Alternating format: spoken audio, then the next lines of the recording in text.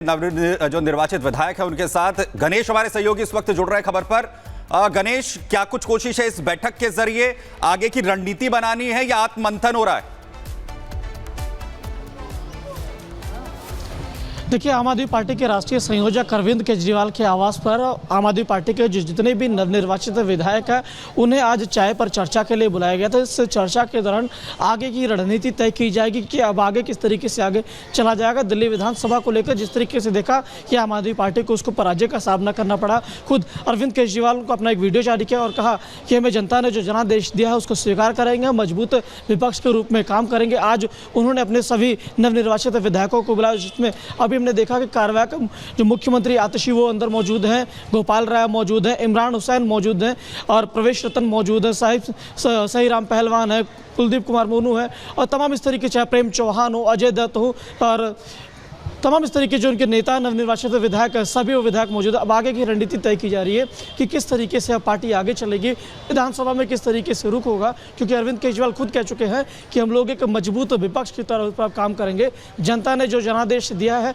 हम उसे स्वीकार करते हैं, लेकिन किस तरीके से आगे जाएंगे, क्या रणनीति होगी, पार्टी को किस तरीके से मजबूत करेंगे, क्योंकि आने वाले दिनों में पंजाब के अंदर भी चुनाव है और दिल्ली में भी मजबूती से लड़ना है और अप्रैल के महीने में मेयर का चुनाव है। इन तमाम चीज़ों को लेकर अब बड़ी चीज चुनौती होगी कि इन दोनों जो महत्वपूर्ण आने वाले दिनों में गणेश, और यही देखना होगा कि अब विपक्ष की भूमिका में आम आदमी पार्टी किस तरीके से अपना जो रोल है वो निभाती है। ठीक है, बहुत शुक्रिया आपका तमाम जानकारी के लिए। तो देखिए, आम आदमी पार्टी की बुरी हार हुई है, लेकिन बात बीजेपी की कर लेते हैं, क्योंकि दिल्ली की जंग बीजेपी ने जीत ली है। लेकिन इस जंग में कैसे मुस्लिम वोटरों ने निर्णायक भूमिका निभाई और उसमें कैसे मुस्लिम महिलाओं ने मोदी पर भरोसा जताया, आपको रिपोर्ट के जरिए दिखाते हैं।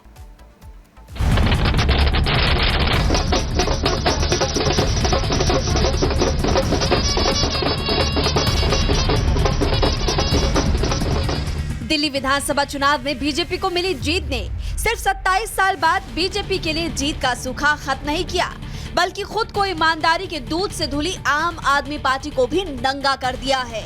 लेकिन आपको सबसे बड़ा झटका कांग्रेस और एआईएमआईएम ने दिया।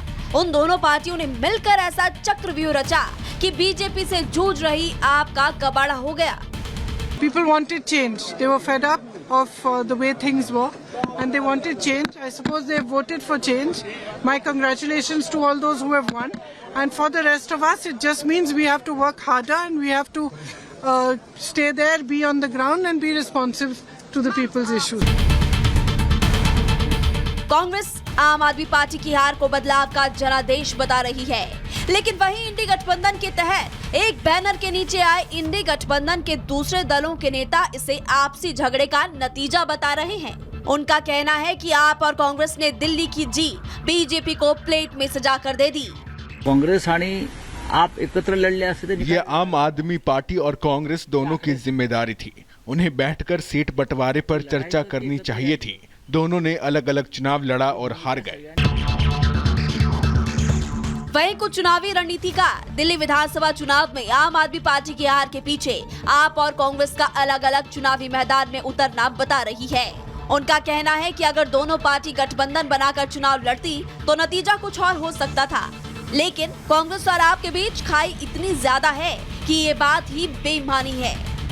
पर्टिकुलरली केजरीवाल से मिडिल क्लास बहुत ही ज्यादा नाराज था कि ये झूठ बोलना, अनाप शनाप का आरोप लगाना और ये काइयापन और नटवर लाल की जो छवि बनी है वो उसके वजह से मिडिल क्लास शिफ्ट किया है। हालांकि जीत के आंकड़े बताते हैं कि अगर दिल्ली विधानसभा चुनाव में कांग्रेस और आप दोनों मिल जाते तो नतीजा कुछ और हो सकता था। इसे आंकड़ों के जरिए भी समझा जा सकता है। नई दिल्ली सीट से अरविंद केजरीवाल 4089 वोट से हारे। यहाँ कांग्रेस के संदीप दीक्षित को 4568 वोट मिले, जो केजरीवाल की हार के अंतर से भी ज्यादा है। जंगपुरा सीट से मनीष सिसोदिया चुनाव हार गए। सिसोदिया सिर्फ 675 वोटों से चूक गए। यहाँ कांग्रेस के फरहाद सूरी को 7350 वोट मिले। वहीं ग्रेटर कैलाश से सौरभ भारद्वाज 3188 वोटों से हारे। यहाँ कांग्रेस को 6711 वोट मिले। मालवीय नगर सीट की बात करें तो आम आदमी पार्टी 2131 वोटों से हारी। यहाँ कांग्रेस पार्टी को 6770 वोट मिले। संगम विहार की बात करें तो आप 344 वोटों से हार गए और कांग्रेस पार्टी को यहाँ पर 15,863 वोट मिले। राजेंद्र नगर में आम आदमी पार्टी 1231 वोटों से हारी। यहाँ कांग्रेस पार्टी के उम्मीदवार को 4015 वोट मिले। उधर त्रिलोकपुरी की बात करें तो आम आदमी पार्टी लगभग 400 वोटों से हारी, जबकि कांग्रेस पार्टी को यहाँ लगभग 6000 वोट मिले। महरौली में बीजेपी 19,450 वोटों से जीती। कांग्रेस उम्मीदवार को यहाँ 27,000 से ज्यादा वोट मिले। तिमारपुर सीट पर आम आदमी पार्टी 1168 वोटों से हारी। यहाँ पर कांग्रेस पार्टी को 8,331 वोट मिले।